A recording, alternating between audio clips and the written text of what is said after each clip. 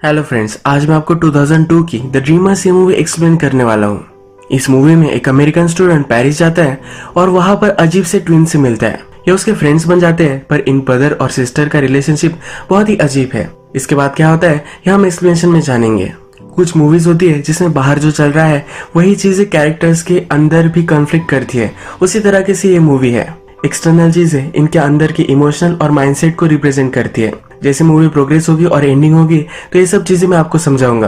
तो चलिए इसे एक्सप्लेन करना स्टार्ट करते हैं। मूवी स्टार्ट होती है और हमारा मेन कैरेक्टर जिसका नाम है मैथ्यू, ये इंट्रोड्यूस होता है। ये मैथ्यू ही है जो हमें ये सब स्टोरी सुना रहा है। मैथ्यू अपने एजुकेशन कंप्लीट करने के लिए अमेरिका छोड़कर डायरेक्टली पेरिस आ जाता है। मैथ्यू को मूवीज बहुत ही पसंद आती है। इसने बहुत सारी मूवीज देखी है और सब चीजें इस मूवीज के बारे में पता है।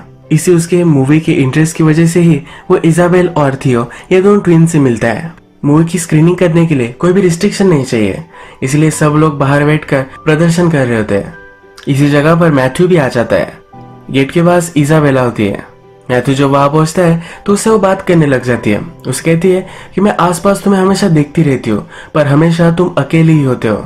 मैथ्यू भी उसे कहता है कि वो अमेरिका से आया है, इसी वजह से उसके कोई फ्रेंड्स नहीं है। इजाबेला अपने ब्रदर थियो से भी मैथ्यू को मिलाती है। इसके बारे फिल्म के बारे में बात करते हैं और इनमें अच्छी बॉन्डिंग होती है। थोड़ी देर में वहां पुलिस पहुंच जाते हैं। ये सब वहां से भाग जाते हैं। देर रात तक अलग अलग चीजों के बारे में बात करते हैं। पेरिस की ब्यूटीफुल स्ट्रीट से जाते हुए मैथ्यू को लगता है कि वो बहुत ही फॉर्चुनेट है। उसके अच्छे से 2 फ्रेंड्स बन चुके हैं। मैथ्यू जब घर पहुंचता है तो अपनी मदर को लेटर लिखता है। वो बहुत ही खुश है कि उसके फ्रेंड्स बन चुके हैं। जब वो सुबह उठता है तब उसे थियो का कॉल आता है। थियो उसे आज रात डिनर के लिए घर बुलाता है। मैथ्यू शाम में उनके घर पहुंचता है। जब घर देखता है तो बहुत ही बड़ा घर होता है। इसाबेला फिर मदर को मैथ्यू से मिलवाने के लिए लेकर जाती है। मदर को एक्सपेक्टेड नहीं था कि मैथ्यू डिनर के लिए आने वाला है, पर फिर भी वो एडजस्ट कर लेते हैं। इसाबेला कहती है कि मेरे फादर से मिलो, उन पर अच्छा इंप्रेशन तुम जमाना। इसाबेला के फादर एक पोएट होते हैं। इसके बाद जब ये डिनर टेबल पर होते हैं तो फादर पोएट्री में किस तरह से इंस्पिरेशन आती है इसके बारे में बात कर रहे होते हैं, पर इस पर मैथ्यू का थोड़ा भी ध्यान नहीं होता। इस पर वो चिढ़ जाते हैं और कहते हैं क्या तुम सोच रहे थे। मैथ्यू कह नहीं रहा था पर उसे फोर्स करते हैं। वो कहता है कि मैं इस लाइटर को देख रहा था, किस तरह से इस लाइटर में और आसपास हमारे जो भी सब चीजें हैं इसमें बहुत ही अच्छे से एक सिमेट्री है। जिस तरह से वेल कंपोज्ड म्यूजिक बजता है उसी तरह से ब्यूटीफुली इसमें भी एक अच्छी सी हारमोनी है। फादर जब ये सब सुनते हैं तो इम्प्रेस्ड हो जाते हैं। फादर थियो कहते हैं कि तुम्हारे जनरेशन में भी इस तरह से कंस्ट्रक्टिव चीजों को देखा जा सकता है। थियो के पॉलिटिकल ओपिनियन बहुत ही स्ट्रांग है और हमेशा उसे सब चीजें गलत लगती है। इसी वजह से फादर उसे ताना मारते हैं। इसी वजह से फादर और उसका थोड़ा सा झगड़ा होता है। एक्चुअल में इजाबेल के फादर और मदर यहाँ नहीं रहते, वो पोएट है तो विजिट करते रहते हैं। इस घर में थियो और इजाबेला अकेले ही रहते हैं। रात में फादर इन दोनों के लिए वो चेक लिखते हैं और चले जाते हैं। फादर मदर के जाने के बाद मैथ्यू फिर भी यही रुकता है। इजाबेला उसे किस करती है और कहती है कि क्या तुम यही रुकने वाले हो, और ये डिसाइड कर लेता है। जब थियो और मैथ्यू बात करते हैं तो इनकी बातों से हमें पता चलता है कि हमेशा इन दोनों में कॉन्फ्लिक्ट होती है। कॉन्फ्लिक्ट है इसका मतलब ये नहीं कि अच्छे फ्रेंड्स नहीं बन सकते, फिर भी इनमें बहुत सारी चीजें कॉमन है। आज रात मैथ्यू यही रुकता है। रात में जब ये टॉयलेट में जाता है तो थियो के रूम में झांक कर देखता है। वहां पर थियो और इजाबेला ये दोनों न्यूड होकर सोए हुए होते हैं।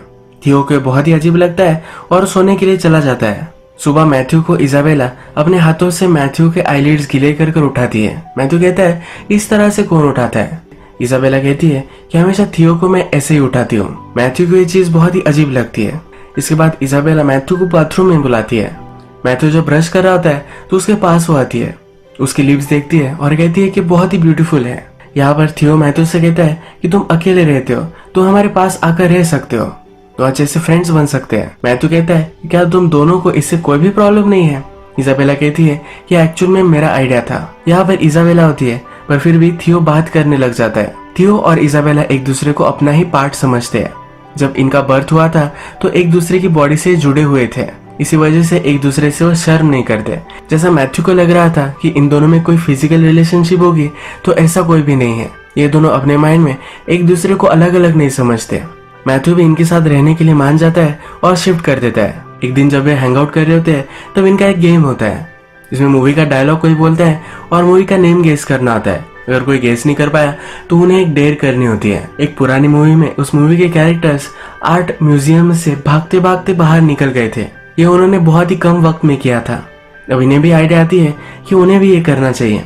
मैथ्यू डर रहा होता है अगर वो पकड़ा गया तो फिर से उसे अमेरिका जाना पड़ेगा। ये दोनों उसे मना लेते हैं और एक कर भी आते हैं। ऐसी अजीबोगरीब लाइफस्टाइल जीकर ये सब खुश है। घर में थियो और इजाबेला, इन दोनों में जो भी रिलेशनशिप है, इससे मैथ्यू जरा अनकंफर्टेबल है। इसे समझ में नहीं आता कि चलता क्या है। एक दिन वो थियो को बाहर लेकर आता है और थियो से पूछता भी है कि ऐसा कैसे तुम रह सकते हो। थियो उसे सब कुछ समझाता है कि किस तरह से वो जुड़े हुए थे और अपने माइंड के लेवल में वो एक दूसरे को कभी भी अलग अलग नहीं समझते। एक दिन फिर से ये सब हैंग आउट कर रहे हैं और गेम खेलते हैं। इस बार थियो एक मूवी का सीन कर दिखाता है। मैथ्यू और इजाबेला इसे पहचान नहीं पाते। थियो इन दोनों को डेर देता है कि उसके सामने इन दोनों को इंटीमेट होना है। मैथ्यू ये सुनकर डर जाता है। वो कहता है कि प्लीज मुझे इस सब में इन्वॉल्व मत करो। मैथ्यू के सामने इजाबेला अपने कपड़े उतारती है। मैथ्यू ये सब करना नहीं चाहता तो जल्दी से वहां से भागता है, पर थियो उसे रोक लेता है। मैथ्यू और इजाबेला इंटीमेट होते हैं और ये इजाबेला का फर्स्ट टाइम था। ये सब थियो देख रहा है। इसके बाद मैथ्यू और इजाबेला अपनी रिलेशनशिप कंटिन्यू करते हैं। एक दिन जब ये दोनों बेड पर होते हैं तो मैथ्यू इजाबेला से कहता है कि तुम और थियो इस तरह से क्यों हो। इजाबेला कहती है कि बचपन से हम दोनों एक दूसरे से प्यार करते हैं। मैथ्यू कहता है कि ये सब चीजें अगर तुम्हारे फादर को पता चल गई तो तुम क्या करोगी। इजाबेला कहती है कि मैं अपनी जान दे दूंगी। एक दिन थियो और मैथ्यू एक दूसरे से बात करते हैं तो मैथ्यू कहता है कि तुम दोनों एक दूसरे से बहुत ही करीब हो, पर फिर भी तुम दोनों ने मुझे अपना हिस्सा बना लिया है। थियो मैथ्यू को कहता है कि तुम मुझे पसंद हो, पर कभी भी ये मत बोलना कि तुम हमारा पार्ट हो। तुम हमारे फ्रेंड हो, पर फिर भी हमेशा से हम दोनों ही थे और हम ही रहेंगे। ये मैथ्यू के लिए अजीब है, पर फिर भी उसे जाने देता है। थियो और इजाबेला बहुत ही कॉस्टली लाइफस्टाइल जीते हैं, बहुत ही कॉस्टली वाइन पीते हैं, अलग अलग चीजें करते हैं। इस वजह से उन्हें बहुत सारे पैसे लगते हैं। उनके फादर उनके लिए जो पैसे छोड़कर जाते हैं वो अब खत्म हो चुके हैं। उनके पास घर में कुछ वो खा सके इसके भी सही से पैसे नहीं है। ये तीनों अब थोड़ा थोड़ा काम करते हैं और घर चलाते हैं। मैथ्यू और इजाबेला में जो रिलेशनशिप अब हो रही है इसे देखकर थियो अब जरा जेलस है। एक दिन जब वो अपने कॉलेज में होता है तो वह एक लड़की उसे बात करने लग जाती है। ये दोनों अब डेट पर जाने वाले हैं। एक दिन ये सब बाथरूम में है और सब मिलकर नहा रहे हैं। थियो और मैथ्यू बात करते हैं। अमेरिकन सोल्जर वियतनाम में वॉर कर रहे हैं। ये थियो को सही नहीं लगता। थियो सब अमेरिकन को इसके लिए ब्लेम करता है। मैथ्यू कहता है कि इस तरह से नहीं है, हमें फोर्स किया जाता है। प्रेसिडेंट ने ऑर्डर दिया और कोई यंगस्टर अगर वॉर के लिए नहीं जा रहा तो उसे जेल में डाल सकते हैं। इसलिए मैथ्यू वहां से भागकर पेरिस में एजुकेशन ले रहा होता है। ये हमारा टाइम पीरियड जो चल रहा है ये 1960s का है। मैथ्यू कहता है कि मैं वायलेंस पर बिलीव नहीं करता, अगर रिवॉल्ट करना ही है तो शांति से करना चाहिए। इस पर भी ये दोनों डिसएग्री करते हैं। इजाबेला इनकी बात रोक लेती है। इजाबेला मैथ्यू से कहती है क्या तुम हम दोनों से प्यार करते हो, इसका कोई प्रूफ दे सकते हो। मैथ्यू कहता है कि कैसे मुझे प्रूफ देना है। इजाबेला उठती है और रेजर लाती है। थियो और इजाबेला ये दोनों मिलकर उसके प्यूबिक हेयर्स काटना चाहते हैं। मैथ्यू इन दोनों पर बहुत ही चिढ़ जाता है। वो कहता है कि तुम ये सब जो कर रहे हो ये सब गलत है। तुम हमेशा बच्चों की तरह ही सब कुछ चीजें करते हो, तुम्हें कभी ना कभी तो ग्रो होना ही पड़ेगा। वो अब इजाबेला को चिढ़कर कहता है कि तुम्हें तो कोई भी चीजें पता नहीं है, तुम्हारा कभी भी बॉयफ्रेंड नहीं था तो इसी वजह से तुम कभी डेट पर नहीं गई हो। थियो तुम्हें जो भी सब कहता है यही तुम करती हो। मैथ्यू फिर इजाबेला को प्रॉपर डेट पर लेकर जाता है। जब वे दोनों घर पर आते हैं तो थियो एक लड़की के साथ होता है। थियो और वो लड़की इंटीमेट होते हैं तो इसके आवाज इजाबेला को आते हैं।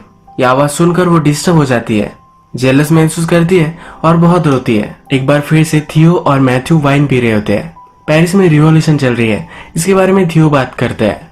मैथ्यू उस पर उसे कहता है कि तुम जो सब कहते हो इस पर मैं बिलीव नहीं करता। तुम सब बातें करते हो पर एक्चुअल में स्ट्रीट में तुम नहीं जाते। तो बातें करने से कुछ भी नहीं होता। तुम्हें अगर सच में ये सब लगता है तुम्हें स्ट्रीट पर जाना चाहिए। थोड़ी देर में इजाबेला वहां आती है और इन दोनों को हॉल में लेकर जाती है। जब इजाबेला और थियो छोटे थे तो एक टेंट बनाते थे, उसके अंदर ही सोते थे। ये इन दोनों को वहां लेकर जाती है और ये तीनों अब सो जाते हैं। सुबह हम देखते हैं कि मदर फादर आते हैं। ये इन तीनों को इस टेंट में देखते हैं। यहाँ क्या चल रहा होगा इसे अज्यूम कर लेते हैं। फादर को बहुत ही बुरा लगता है। ये किसी को भी नहीं उठाते और चेक लिखकर वहां से चले जाते हैं। दिन में बहुत ही लेट इजाबेला उठती है। ये चेक वो देखती है तब उसे समझ में आता है कि उसके मदर फादर यहाँ आ चुके हैं। अपने पेरेंट्स को वो फिर से फेस नहीं कर पाएगी। इसे बहुत ही गिल्टी महसूस होता है। एक वो पाइप लेती है और पूरे घर को गैस करेगी और इसी गैस में मर जाएगी ये वो डिसाइड करती है। ये वो करना स्टार्ट भी करती है पर नीचे स्ट्रीट पर रिवॉल्यूशन चल रही है। इसका एक पत्थर आता है और खिड़की को तोड़ देता है। मैथ्यू और थियो भी अब उठ जाते हैं। नीचे जो सब लोग हैं इनमें वो ज्वाइन हो जाते हैं। आगे पुलिस खड़े हुए हैं और इन सब लोगों को रोक रहे हैं। थियो डिसाइड करता है कि अगर उसे इस क्राउड को ब्रेक करना होगा तो वायलेंस ही वो चूज करेगा। वो आगे जाता है और पत्थर मारने लग जाता है। मैथ्यू उसे रोकने की कोशिश करता है, वो रोक नहीं पाता। थियो के साथ इजाबेला भी आगे बढ़ती है। मैथ्यू इस समय पार्ट नहीं ले सकता तो वहां से भाग जाता है। पुलिस फिर चार्ज करते हैं और सब लोग भागने लग जाते हैं। यही ये मूवी एंड हो जाती है। अब एंडिंग क्या हुई इसके बारे में हम बात करते हैं। जो रिवॉल्यूशन इस मूवी में दिखाई गई है ये सिर्फ कैरेक्टर्स के बीच में जो कॉन्फ्लिक्ट है ये दिखा रही है। थियो और इजाबेला ट्विन ब्रदर और सिस्टर्स है। जब इनका जन्म हुआ था तो एक दूसरे से जुड़े हुए थे। हमेशा इनमें एक बड़ी अटैचमेंट थी, कभी भी एक दूसरे को अलग नहीं मानते थे। इजाबेला को कभी ना कभी डेट करना था तो इसीलिए वो मैथ्यू को डेट कर रही थी। तो इस चीज से जरा जेलस होने लग गया क्योंकि अपना ही एक पार्ट किसी और के साथ है तो ये उसे गलत लगा। यही चीज इजाबेला ने भी महसूस की। इजाबेला को कभी कभी लगता था कि थियो से वो इतना प्यार करती है, ये सब गलत है, पर इसके मन में एक कॉन्फ्लिक्ट थी। इसके पेरेंट्स को अगर पता चल गया तो वो सुसाइड कर लेगी, यह हमेशा उसके मन में था। मूवी के लास्ट में उसके पेरेंट को पता चल गया और वो सुसाइड कर रही थी, पर नीचे रिवॉल्यूशन चल रही थी। उसका पत्थर ऊपर आ गया और इनकी जान उन्होंने बचा ली। ये जो रिवॉल्यूशन है ये उनकी माइंड की स्टेट है। थियो और इजाबेला एक साथ रहे ये कभी भी सोसाइटी एक्सेप्ट नहीं करेगी। मैथ्यू हमेशा यही चीज उन्हें याद करा कर देता था। लास्ट में थियो और इजाबेला रिवॉल्ट कर उठते हैं। मूवी में पुलिस के खिलाफ ये रिवॉल्ट हम देखते हैं, पर एक्चुअल में सोसाइटी के खिलाफ ये रिवॉल्ट है। मैथ्यू इन सब में पार्ट नहीं ले सकता तो इनकी लाइफ से वो एग्जिट हो जाता है। इसी तरह से मूवी एंड हो जाती है। मैं फिर से एक बार क्लियर करना चाहता हूँ कि थियो और इजाबेला इन दोनों में कोई भी इंसेस्ट की रिलेशनशिप नहीं थी। ये दोनों एक दूसरे को एक मानते थे, इसी वजह से एक दूसरे के साथ रहना चाहते थे। यही आज का वीडियो हम खत्म करते हैं। अगर आपको वीडियो अच्छा लगा तो प्लीज इस वीडियो को लाइक कर दीजिएगा। मैं बहुत सारी मूवीज लेकर आता रहता हूँ तो प्लीज चैनल को सब्सक्राइब कर दीजिए और बेल नोटिफिकेशन आइकन दबाने में मत भूलिए। हम फिर से मिलेंगे और एक अमेजिंग मूवी के साथ। तब तक के लिए थैंक यू और आप अपने आप का ख्याल रखिए।